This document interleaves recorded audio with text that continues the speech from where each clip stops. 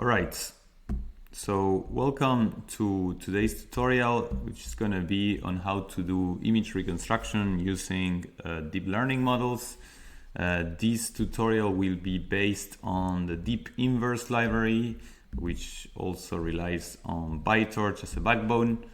And here I'm going to be having two windows open. The first one is going to be the code and a Jupyter notebook style, and the second one here on the right is the documentation of the library, which you can find online. So I'm going to be assuming that you have already installed the library in your PyTorch environment. If you haven't, please just have a look at these instructions over here. It's very easy. You just need to do pip install. You can also use Conda, but we recommend using pip install. And okay, assuming you have installed that, the tutorial will be going over the main steps of an imaging pipeline, which is summarized in the schematic of the documentation here. So we generally have some physics device, which will be the imaging camera. So for example, magnetic resonance imaging device, a satellite capturing images of the Earth, a microscope, your cell phone camera, etc. These devices will assume that generate some measurements that try to image a certain object, either a brain, a picture of the Earth, or some cells. And from these measurements, we want to do the inverse operation, which is going to go through a deep learning model, a reconstructor, which is going to give us an estimation of the object that the machine observed. Okay, in real life, we never have access to X here, to the ground truth, and what we observe is just some measurements Y, and we need to define a reconstructor model to invert this observation process. Why this is hard is because there's noise, there's missing information, and so on. I'm going to assume that you have a background on imaging inverse problems, so I'll not go into much detail on this. But the library, what it gives is both simulation of the forward problem, so the physics it can simulate how a camera would generate measurements given a ground truth image. And it can also give you a lot of tools for reconstructing these images from the measurements, right? So if I write this in a markdown cell, so the tutorial today will start by loading an image to illustrate the examples. The second thing we will do is define a physics operator, so a forward operator, often called as well, and generate measurements. So we'll be here in the first step of the imaging pipeline. Then we will define a reconstructor, first black box. So the library gives you some one line of code reconstructors you can start playing with, and that will give you state-of-the-art reconstructions. And fourth, we'll define an iterative reconstruction, such as plug and play or other prior such as like TV and wavelets. Okay. And finally, we will define a reconstructor that can be trained on a data set, okay, and train this reconstructor. Okay, so these are going to be the different steps we'll be covering in today's tutorial. I'll start by loading an image. At every step, we'll be going over the docs and finding the references for the different functions I'll be using. Okay, so let's start. I'm gonna first load an image. I'm gonna be assuming that you already imported the library. Here I'm re-importing it just in case. And in DeepInverse, it's very easy to load an image. There's multiple utils for doing this. You can go in the user guide and find how to load this. At the very end, you'll see that there are some utils for plotting and logging and loading images.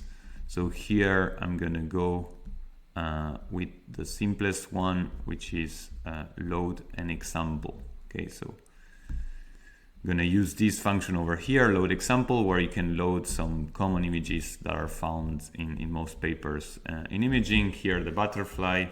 So I'm gonna go deepinverse.utils.load example. I'm gonna ask for the butterfly, and let's see if this works. Yes, it works, and we can print the size of this thing. This thing will be a torch tensor, and will follow the same convention as in PyTorch, where we have 4 dimensions for an image. The first dimension is the batch dimension, so how many images we have. The second one is the number of channels, here color images, so 3 channels, and the last 2 are the pixel dimensions. Okay, one thing we can also do is try to plot this image to see if what it looks like. So DeepInverse gives access to this plotting function, which is really useful. We find it again if we were in the docs. You will find it over here, the plot function. All right, and we need to give an image list or just one image. So here we just want to plot X, and this plots the butterfly. Okay. What we can also do is put a title to this. So I'm gonna call it butterfly, and here we have the image of the butterfly. Something very important in PyTorch is to know in which device we're working on, so either a GPU or a CPU, so I can check what I'm getting by default. By default, always we get the CPU, but I want to work on the GPU to go faster. I'm assuming you have access to a GPU. If you don't, you can still work on the CPU. It's not, you can still do this tutorial. So I'm gonna define I'm gonna use my first GPU. This is the standard in PyTorch, and I'm gonna convert my image to move it to the GPU. Okay, so we can now see that the butterfly is on the GPU device. All right, so we have an image, we know how to load it. Here I loaded an example, but you can load all types of data. You'll see here in image loading, you can load DICOMs for medical imaging, you can load from a URL file, you can load NumPy arrays, torch arrays, MATLAB arrays, whatever you want. All right, so let's now try to make some measurements. So here I'm gonna be going back again to the user guide, and we'll see what we want to do is define an operator, and this operator will come in the form of a physics. So we can check what are the operators available in DeepInverse. You'll see that there's many different families of imaging problems and operators. I'm gonna go with something relatively easy. So here inpainting, the inpainting operator. So let me define this in this new cell. I'm gonna call it physics, and I'm gonna define it like this. I can check what's necessary for defining this operator. What I need is the image size, which I'm gonna pass it by checking the shape of X. So here I'm just passing the 3 last dimensions because I'm not interested in the batch dimension for defining the operator. Okay, and I need also to pass a mask. If I don't pass a mask, the operator will not do anything. The mask can be either a tensor defining which pixels are observed and which ones are not, but it can also be a rate, like 50% of the pixels will be observed and 50 won't. I'm gonna define this in the right device. Let's see if this runs. Yes, this runs. Okay, and what we can do now is generate some measurements by applying the physics to my butterfly image. And now I'm gonna print the shape of these measurements and also print the two images. So when we have two images, we can pass a list, for example. You can also pass a dictionary if you prefer. And we're gonna see that this is the original image and this is the degraded, so the measurements. All right, so we plot this over here. And we should see that we'll get the measurements. Okay, so we see here that that we have the original measurements and the original image and now the measurements. So here you will see that 50% of the pixels are missing. If I now change this to, let's mask 10%, so let's keep only 10% of the pixels. This will be much worse. If I do 90, we'll see that most of the pixels here are there.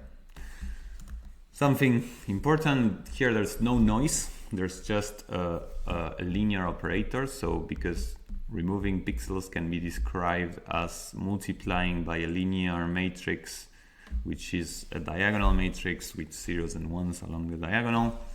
We can also try to add some noise. And for this, we need to define a noise model. Here, the noise model can be defined directly when we create the operator. So we can check noise models by again going at the user guide and then going in operators. Then we'll find all types of noise here. So we see that the noise distributions and the operators are kind of separate because we can choose whatever noise we want with whatever operator. There you can mix and match. So here I'm going to go with something quite standard, which is Gaussian noise. So I'm going to do DeepInverse physics, Gaussian noise, and then I'm going to give a certain noise level here, 0.1. I'm going to fix this over here. And if I now define these with noise, you see that there's not only pixels missing, but there's also noise. Maybe I can have less pixels missing. If I keep most pixels here, it's 90%, and I add noise, you'll see that there's significant noise. I can increase the level to make it even more important, the effect of the noise. And normally here the noise is only added in the observations. So in the 0 pixels there's no noise since we don't observe them, and the noise is really not affecting them. Okay, let's go to something maybe easier, 50% with a sigma of 0.1. All right, and we get these noisy measurements. Another thing we could do is define the noise later.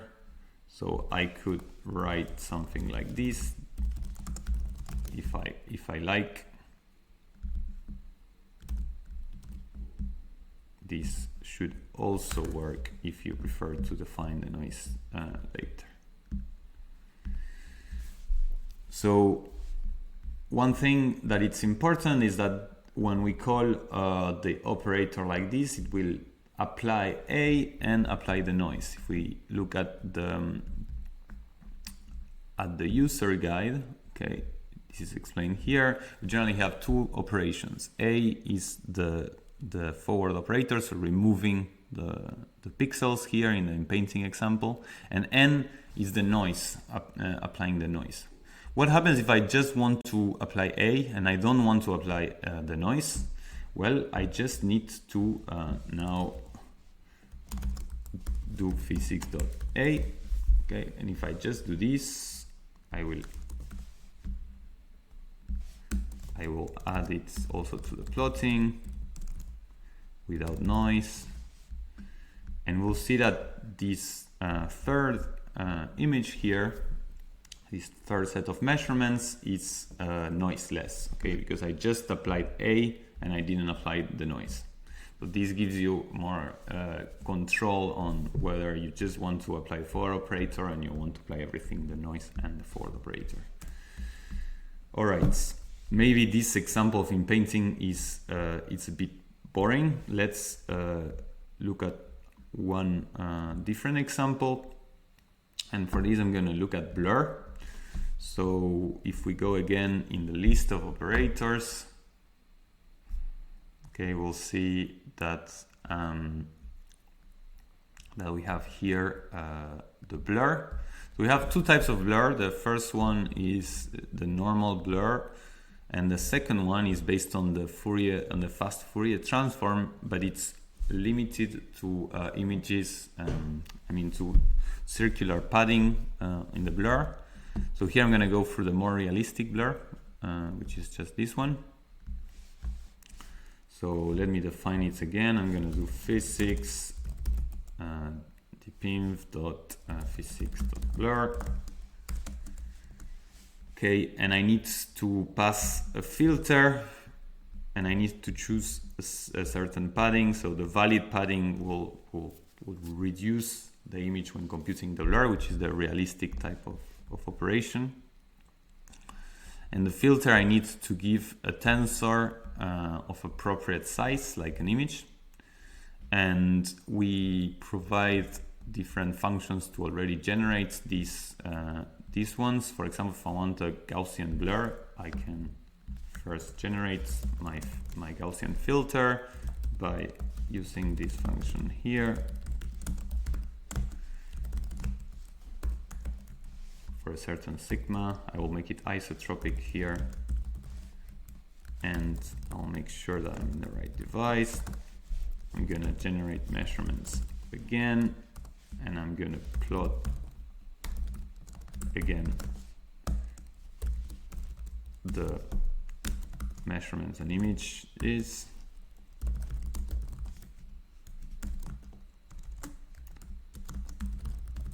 Okay. So let's see if this works. Indeed, it works. We see that the measurements are a blurry version of the ground truth, which have been blurred by this Gaussian filter. We can even plot the filter to have a look. Let's see how it looks. The filter should look like a Gaussian. See that is very much a Gaussian. Okay, so we could define a blur operator, and something that is interesting now is that if we print the size, so the shape of y, it's going to be smaller. It's going to be smaller because we used valid padding. So this now leads me to introducing another feature of the library, which is very, very useful, which is defining blurs with a physics generator. So if we go again in the user guide and we read the introduction to the operators, I recommend reading the docs as much as possible. We'll see that we can use parameter dependent operators, which means that it's operators which depend on some parameter. In the blur, the obvious parameter is the filter, right? So when we have something, an operator that defines that depends on a parameter, we can update this parameter. So let me do this. What I can do now is go in this, go in a new cell. I'm gonna define a new type of blur, this one much bigger. I'm gonna call it filter again, overwrite it, and I'm gonna generate measurements again. But this time I'm gonna say use this new filter, okay? And we'll see that this will automatically update the filter, and so the image will be much more blurry. You are wondering, okay, so I did this, and what is the new filter in the physics? It gets saved. So if I generate again, if I apply the physics again, this will use the last test, the last one that we passed to the class, so it's still a very blurry one. Okay, so this lets us dynamically change the parameters of the forward operator if we want. In the in-painting problem, we can still do this. I can go up here and show you that if I now change the mask, if I, for example, want to do a mask of size of the image and change it dynamically, I can do that. We'll see that now it's using the mask I generated here, which is not binary, it's just random between 0 and 1. Okay, so I'm going to go back to the deblurring problem, and often what we want to do is generate these filters in a random way. And something very useful is using what we call physics generators. Okay, we have here. And a physics generator, what it does is create a random blur kernel or a random mask or whatever random parameter that the operator needs, just with a call. So let's try to show this for the blur. We'll see that there's even for noise levels, for everything. I can find the one I want again in the user guide. Again, the operators. We'll see that in this table here we have blur and we have the associated generators. In this case, let's try some motion blur generator. So I'm gonna go here. I'm gonna take this definition, okay, and I'm gonna say a PSF, so a kernel size of I don't know, 11, and the number of channels, it's 1, so it will be the same for all channels. This I think needs to be the tuple. Okay, and also we need to specify always the device. And the physics generator will be able to generate random filters by just doing step. So what I will do is physics generator.step. So if I do this, I can print what is it doing. So if I now run this thing over here, I see that it generated a dictionary with parameters. Why a dictionary? Because there might be more than one type of parameter for a physics operator. Here is only the filter, but we could imagine more complex devices would require multiple parameters. And so I can check what is that entry over here, and we see that it's a tensor.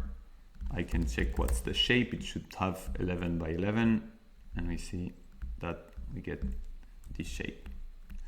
Okay. We can generate new measurements with this filter by just making sure that we are on the blur kernel. Okay. Then we're gonna just do again physics x and pass the parameters. This will give you new measurements. Let's plot this. I'm gonna plot x, I'm gonna plot y, and I'm gonna plot also the filter. So if we plot these things, we see that now we have a motion blur. Let's make it bigger so we can observe better the size. So here I'm increasing the kernel size and I'm increasing the length scale, so it's inversely proportional, so I need to reduce it. We'll see that this will generate a new a new kernel that it's bigger, and so it blurs more the image. Again, if we print the size of the blurry image, we'll see that this is smaller than the 256 of our original butterfly. And so here we can start checking what are the type of reconstructions we can do. For this, the simplest reconstruction we can do is just to apply the adjoint operator. So the adjoint operator is just the transpose. If the operator is real, we'll see that this gives us an estimate that we will plot here. Always the estimate should have the same size as the original image. So let's see, we are back in 256 by 256, so it's good. And we can plot these results. Let's plot the original image, the measurements, and the adjoint. So we see that the adjoint is just 0 filling the borders, not super useful, and also blurs even more the image. We can, instead of doing the adjoint, do the pseudo inverse. This will be called dagger in the library. So the dagger, if we see, if we check here in the library, sorry, if we see in the library where's the dagger, we can go again in directly here in linear physics. We'll see that there's a dagger somewhere. And we see that a dagger, what it does, it applies a pseudo inverse solver to compute the inverse of this matrix. Why pseudo inverse? Because the matrix is ill-posed. We have less measurements, so less observed pixels than the original image. So we will have to find one possible solution of all the solutions that are out there. And we use this a solver for this. It's a matrix-free solver, so it only requires calling A and A adjoint. In this case, it's conjugate gradient, CG. You can check more about the least squares solvers that are called in this backbone function. But when you keep it like that, and we're gonna see what happens. So if we just call a dagger and we plot it, we will get something that is much better. I mean, because this is a linear reconstruction, it doesn't use any learning or any prior information. We cannot recover the information of the borders perfectly, of course, but we managed to do a relatively good job at estimating, at recovering the details. So here I could also even change the solver, like use the LSQR solver, and we'll get something similar. So this works because there's no noise. If you remember from linear algebra courses, this is doing the inverse of the singular values, and which is a very unstable operation if you have noise. So let's check what happens if we have noise. We will now generate Y with a bit of noise. Here I'll make sure that the forward operator has a noise model. So again, I'm gonna use Gaussian noise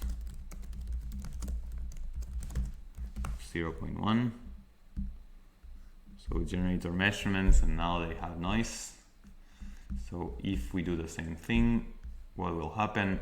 The adjoint will be stable because it's not inverting the singular values, but the dagger that was working well before, it completely explodes the noise because it increases the noise in the places where we have little information. So the dagger can only be used reliably when the operator is not ill-posed and the eigenvectors or the singular values are relatively flat and well behaved.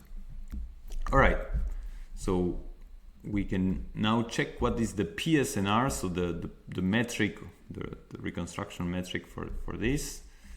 The library provides lots of different metrics.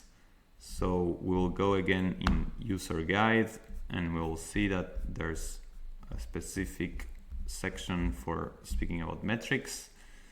Metrics come in two types: full reference, which take an image and a ground truth reference, and no reference metrics, which just take one image.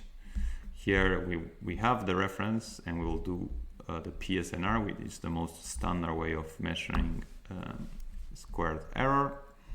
So we'll see that we need to define this metric, which we'll do like this. And then once we define the object, we can just pass x and x hat. And we'll see what value we're getting for the two reconstructions, the one with the adjoint and the one with the pseudo inverse. And we see that the one with the adjoint is 12 dBs, and with the pseudo inverse, when there's noise, it's really bad. It's negative 0.6 dB. But still, both are quite bad, and this is why we need to define reconstruction models that use deep learning, that use prior knowledge about images to obtain better reconstructions than what we have over here. So this will be our next step in today's tutorial, is to go over some of these reconstruction methods. So I can define a bit different types. We have end-to-end methods, which just will be a neural network taking y and taking physics and giving us an estimation. We'll have diffusion methods and plug and play methods, which rely on a pre-trained denoiser as a prior, as an implicit prior for reconstructing the images.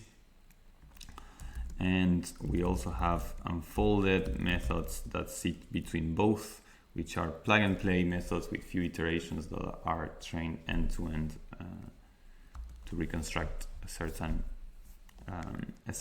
image for a certain operator. So I'll be briefly talking about these different options, and I'm also gonna speak about, let's say, classical reconstruction methods where we use handcrafted prior, like total variation or wavelets. The library is very versatile and gives you all different types of reconstructions. I'm not covering exhaustively every option here, but just to give you an overview of some of the things you can do. So I'm gonna start with black box methods. So just something that you can use from the library with one line. For this, we can check in the user guide, okay, reconstruction, and we can go in ready to use pre-trained models and denoisers. And we see all of these methods over here. Let's try the first one in the list here, which is RAM. So RAM, what it is, it's a foundation model for reconstructing anything. So we should be able to reconstruct this blur. Let's give it a try. So I need to first define the model. I will get model DeepInverse models.ram. So something nice about the library is that when you are loading a model, it's by default it will automatically load pre-trained weights if they are available. So here the model has been trained in this paper, and the authors have provided pre-trained weights. So just doing this automatically will give us the pre-trained weights from the internet. And so we'll first load it. Let's see if this works. It works. And now we'll try to reconstruct. So I'll call it XRAM. And when I have a reconstruction model, I always have to pass the measurements and the forward operator, because these models are conditioned on the forward operator. So they need to know what is the blur kernel in this case. So I can do this, I'll get some reconstruction, and I can now plot it. And I can also compute the PSNR for this case. Let's see what we get now. So I run this. And we see that now we increase a lot. The reconstruction here is the one on the right. And we get 20 dBs, whereas we had only 12 before. And we can do this with other types of models. And I will try the DPIR model here, which is a plug and play method, which uses a pre-trained denoiser. So let's try this over here. And so again, I'll do something very similar. So I'll just copy paste, but change the model and change this bit over here and this. Okay, so with this model here, I need optim. I need to pass a denoiser. If I don't pass a denoiser, we'll see that the algorithm would use the pre-trained DrewNet denoiser. So this should work. Let's see what happens. This is an iterative reconstruction algorithm, so it requires more time to reconstruct, but still does a very good job. So here we have a PSNR that's a bit lower, mostly because the algorithm is less good at estimating the borders. But we see that inside the center of the image, the results are also quite good. So here we managed to also improve quite a bit the PSNR of the model.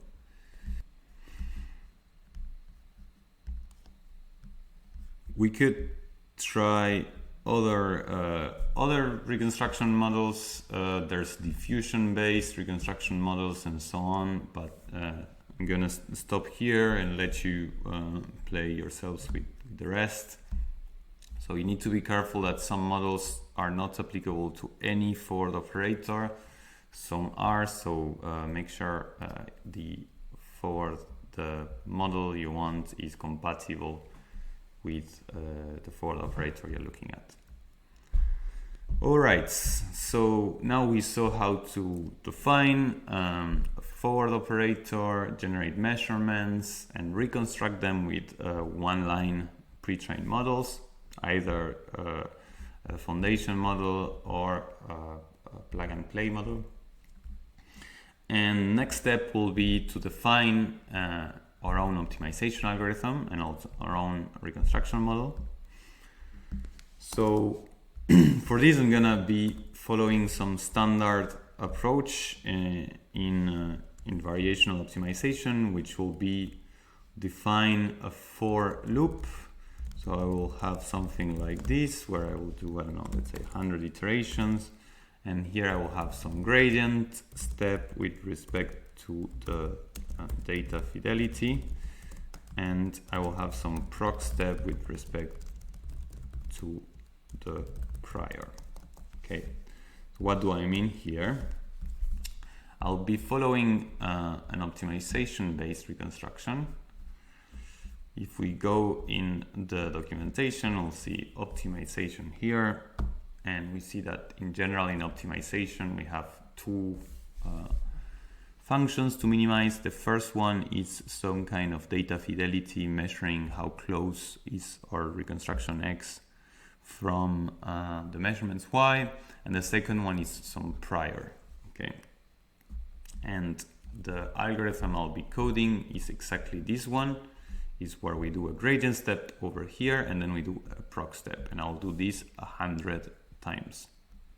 Okay, so you have an implementation here, but I'm going to go step by step into how to do this.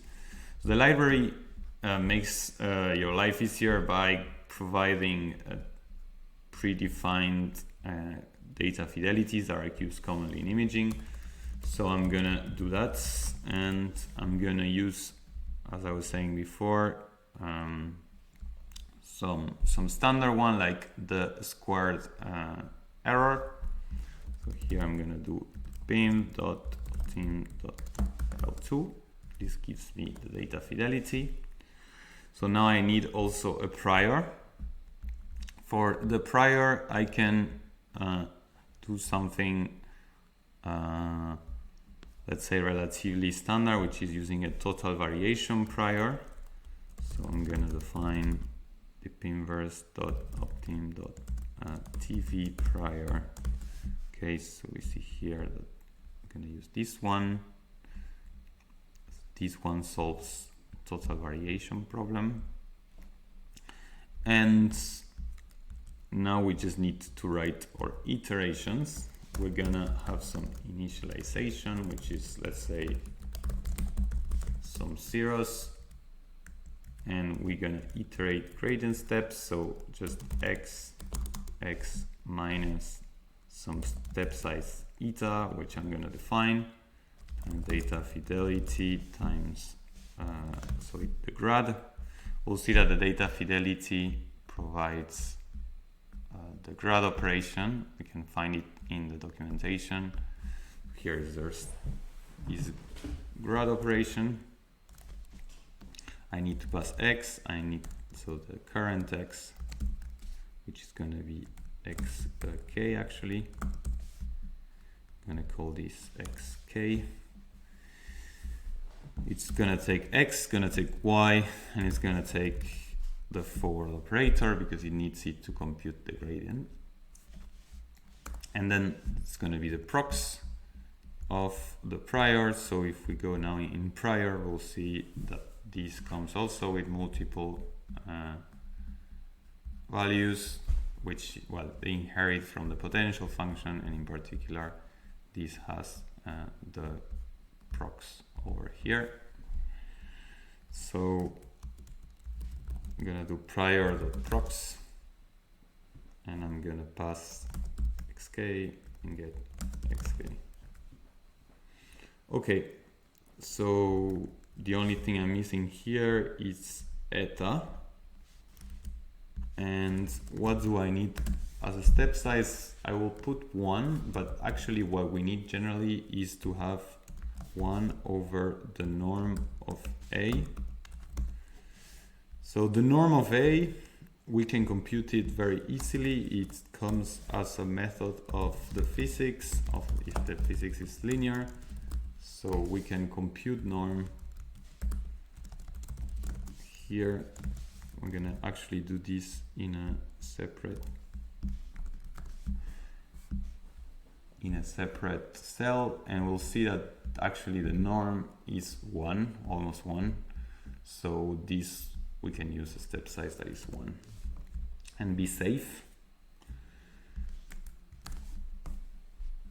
So let's now run this algorithm, and then we're gonna plot the results at the end, and we're gonna also compute the PSNR of the reconstruction as with the other methods. Let's see what happens.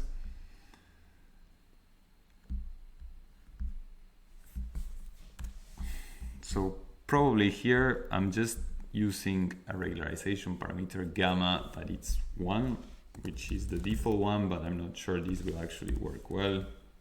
We'll see what happens with the reconstruction, but probably we will have to adjust the gamma parameter to obtain a better reconstruction. This is taking a while because the total variation prior requires solving an inner optimization problem to compute the prox, and this is done 100 times, so it takes longer than the other methods which evaluate the neural network either just once or a few times. But we're gonna get there and get a reconstruction. We'll see what it is. And in the meantime, I'm gonna also define another type of method, which is gonna be based on a more advanced prior, which is a plug and play prior. If we check what is this plug and play prior, well, here we get the reconstruction. What is the problem over here? Well, total variation is promoting a smooth of piecewise constant regions, and so the lambda is clearly too strong and we are regularizing far too much. Sorry, the gamma. So we're gonna reduce this gamma over here and try again.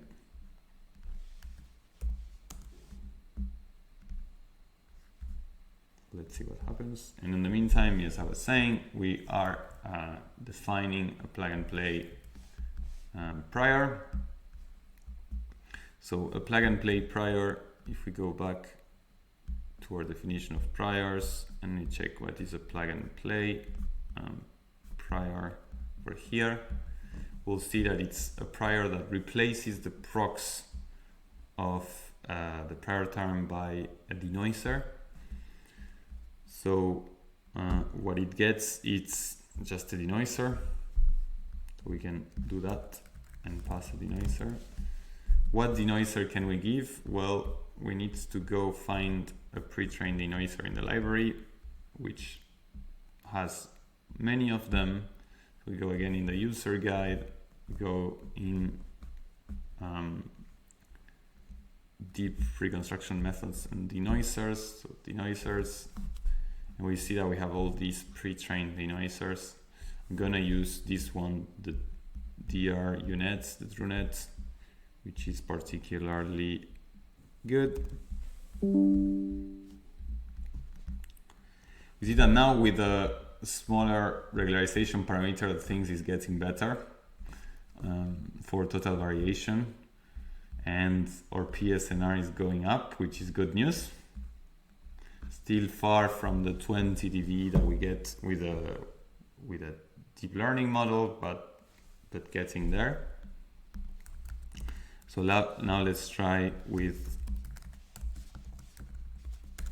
DRUnet prior. So here I'm gonna pass the device. By default, we have 3 channels in, 3 channels out, and by default we are downloading pre-trained weights. So everything happens relatively smoothly. And there we go. Just gonna do 10 iterations to go fast and see what are the results and fix anything that might be needed. So we see that now the PNP prox is missing one argument, which is the sigma denoiser. That's because if we go back to the definition of plug and play, the prox is replaced by a denoiser at a certain noise level. So we need to pass this noise level, and this will somehow control the amount of regularization.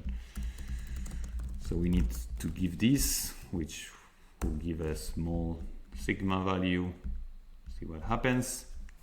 So we see that it's getting better. It's doing something. We can increase a little bit the sigma denoiser if we want to be a bit more aggressive on the regularization. We see that it's improving. PSNR is going up. We still have an issue with the borders, but maybe we don't really care about the borders. And we can tune other hyperparameters as the step size and see how this changes. I'm not going to spend much time here, but you can play around with these hyperparameters and improve the reconstruction. Something that it's important here is that this denoiser, what it is, is just a function where you pass a noisy image, and it gives you a reconstruction, but it's only for denoising. So let me illustrate this. I could get now some measurements that are just denoising by defining a physics that it's for denoising, which I still need to specify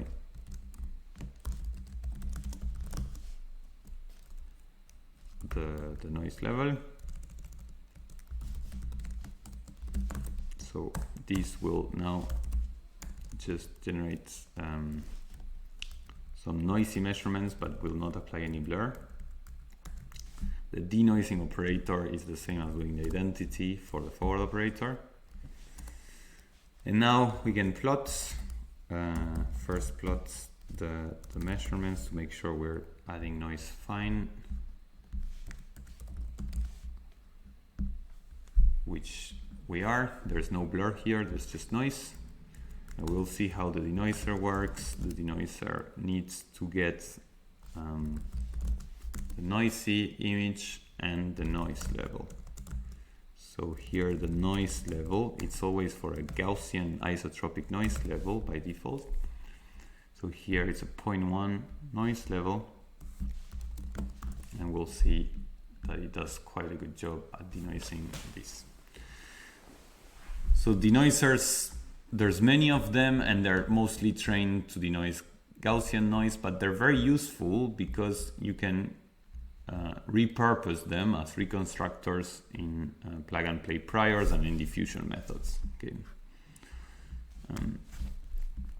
All right, so we have seen how to define an iterative algorithm. You can also define these iterative algorithms in one line. If the only thing you want to do is quickly define a standard algorithm, let's say like this one, you don't need to write the for loop. You can just get it by using some of the tools in the library. In particular, if you go at iterative reconstruction, you will see that an easy way of defining this is through the Optim builder here, which should do exactly the same. What we're doing is saying that the iteration will be proximal gradient descents, which is exactly what we have been doing it. We need to pass the prior, we need to pass data fidelity and the parameters, so the step size, which was eta in our case, and the G param here is the noise, is the sigma denoiser, which was 0.05. This will automatically generate the loop, and now this works as a general reconstruction model where you should be able to call it like this. I'm gonna regenerate the measurements so it's not denoising anymore, and I'm gonna plot the results. Here I need to also say how many iterations I want. I'm gonna say 10 to go fast, and I'm gonna plot all this. Let's see what happens. There we go. I got the exact same as before, but I defined my optimization algorithm. This only works for optimization algorithms that are common, so like proximal gradient descent, ADMM, and so on. But if you want to define your custom optimization algorithm that is a bit more complex, you will have to define your for loop and change wherever it's necessary. The same for diffusion models. You will see that the library has a part that is specific to defining diffusion models over here. And there are many diffusion samplers that are defined by default, but you can also write your for loop and define them as you want always using the pre-trained denoisers that we have in the library. Okay, a final thing that we are missing in this tutorial is how to train a model. So the library offers a lot of tools for training a model and using also data sets, and I'm gonna quickly cover these points. So let's go. We'll go again in the user guide, and I'm gonna go in training, testing, and utilities. So the overall pipeline will look a bit like this. We'll define a trainer. You could write your own training loop, but we simplify things by providing a trainer. You're gonna train, and then you're gonna test. But for this, we're gonna need a training data set, right? So let's first have a look on how to load some data sets. So the library provides a lot of utils for handling data sets, loading them, defining them, and so on. And something that is very useful is that it provides predefined data sets that are commonly used in research papers and so on. For example, if you want to load the div2k data set, which is a data set of high resolution natural images, the only thing you need to do is go and say, I want my data set to be div2k. I'm gonna put as roots just the current folder, and I'm gonna want the train and the eval. And something, if you don't have it, you just put download equal true, and this will download it. We're gonna do the same for the test, where we're gonna get the validation split, because here the true test split is not available. All right, so if we do this, we can just run it and make sure this is downloading. And after this is downloading, which is currently going on, we can check one image. So we're gonna get the first image, and we're gonna put it in our device. We're gonna print the size, and this will generally be something like 3HW. So we're gonna unsqueeze it so it has a batch dimension, and we can plot it. Okay, but for this we need to wait that the data set downloads. And so once we have our data sets, if we can start having a look on how to first define a model for training. So I can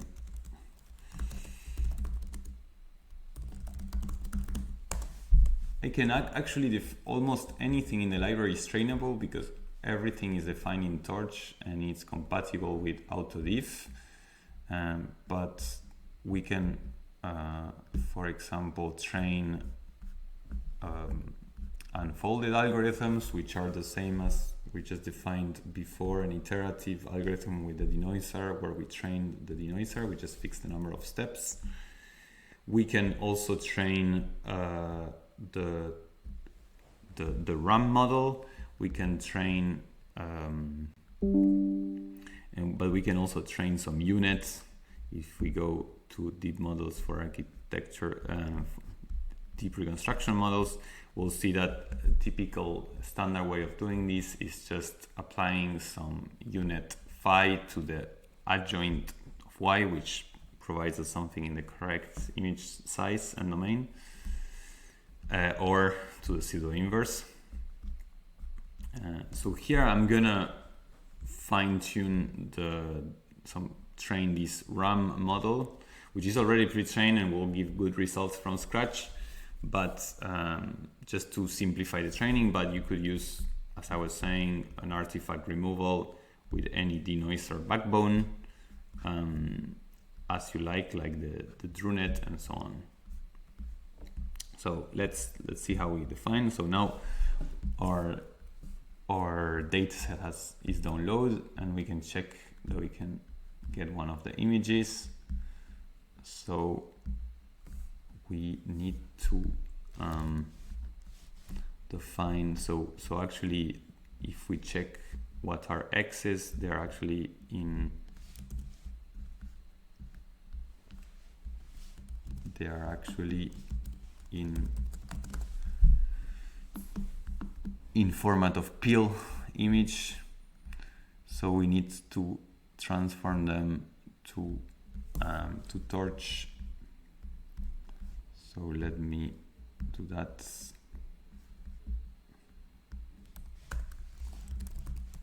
I'm gonna use the torch vision package to transform the image from pill format to a tensor.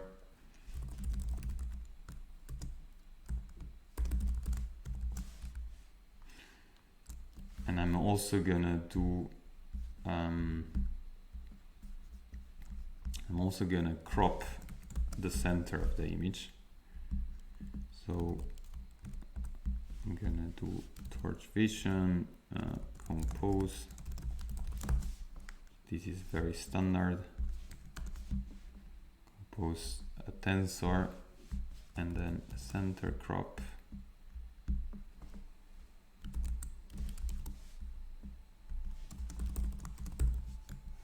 Of, let's say, 128. Gonna do the same for the test and the train. Okay. So there we go. Now we don't need to download the dataset anymore.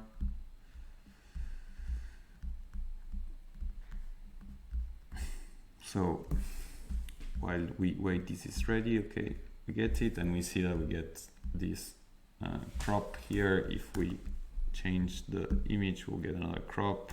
If we change, we'll get another one, and so on. All right. So let's go back to training our model. We will define our model to be the pre-trained RAM. Okay, so we are gonna define data loaders. This is gonna be using the standard data loader of PyTorch over here. And we're gonna do the same for the test.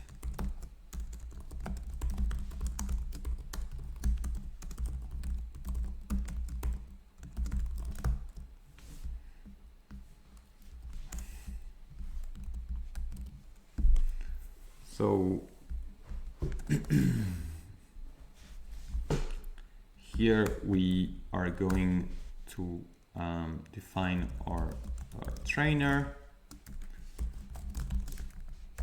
right? So for our trainer, we'll have to give the model, we'll have to give the physics, we'll have to give the train data loader,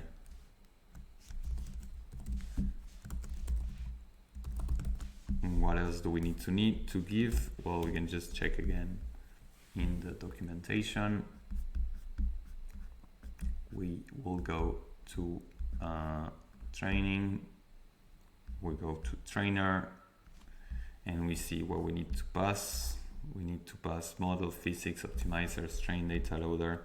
So I'm missing the optimizer.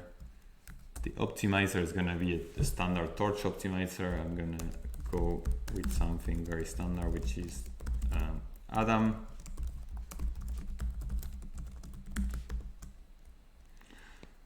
So the parameters I'm going to be optimizing are model parameters, and the learning rate is going to be something quite standard.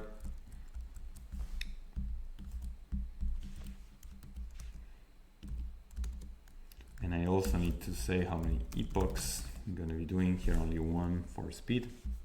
So there's many features of the trainer that I'm not going to be covering today because it will take too much time, but I recommend checking all the features around evaluation and early stopping. The best practice is to pass evaluation data set, so you can avoid overfitting and stop the training if you start to overfit in the evaluation data set, so performance starts to go bad in the evaluation set. So I'm just gonna do the most basic thing here, which is train for one epoch on the training set. So I just need to do trainer.train and see what happens. So if we do this, we'll get an error, we'll fix it. What is it saying? I'm not training on GPU.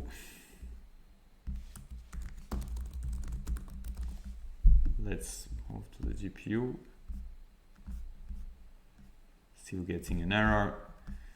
The error now is because the train data loader, it's outputting just images without any measurements. So if we look at the documentation of the trainer and we see how the data loaders work, we see that there's a few options what you can get. They can either provide X and Y pairs, they can provide only Y or only X. If we provide only X, we need to set the option online measurements to true, because online measurements will make sure that the trainer generates a new measurement online in an online way for every ground truth that we get from the data loader. So I'm gonna set that option to true. I'm gonna try it again. Okay, and so the thing is training. We see that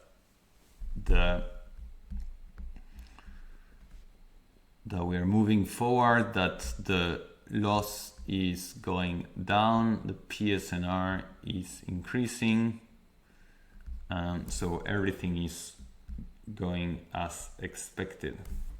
We'll see that an epoch of training this model is taking something like 5 minutes. So here by default the batch size was 1, so if we want to accelerate this thing we need a bigger batch size. I'll try here batch size 8 so we can go a bit faster. I'll stop this thing and rerun it again. So this should probably go faster. We see that now we just need 2 minutes to run over the whole data set. And once we train and we are happy with our training, we can test on the test data loader. I will wait that this training is done to make sure to then test, but this will give us some statistics of how good the model is doing on the test data loader. Okay, as I was saying, I recommend going over the trainer and checking all the different things you can do with it. And one thing I have not covered today, but I recommend checking is the choice of loss. So by default, if we look at the losses, by default we're getting the supervised loss. The supervised loss is simply the squared error between a reconstruction and the target. But the library provides lots of different losses for doing self-supervised training. What does it mean? So we can go again to the user guide. We can go again to the training part and see loss. And these self-supervised learning losses will let you train your model without any ground truth, so just with measurements themselves. This is particularly useful in scientific and medical imaging problems where we don't have access to ground truth, and we have a very large set of losses available. The only thing you would have to do here is to set loss to be losses to be something like, I don't know, let's take the Schur Gaussian loss for Gaussian denoising.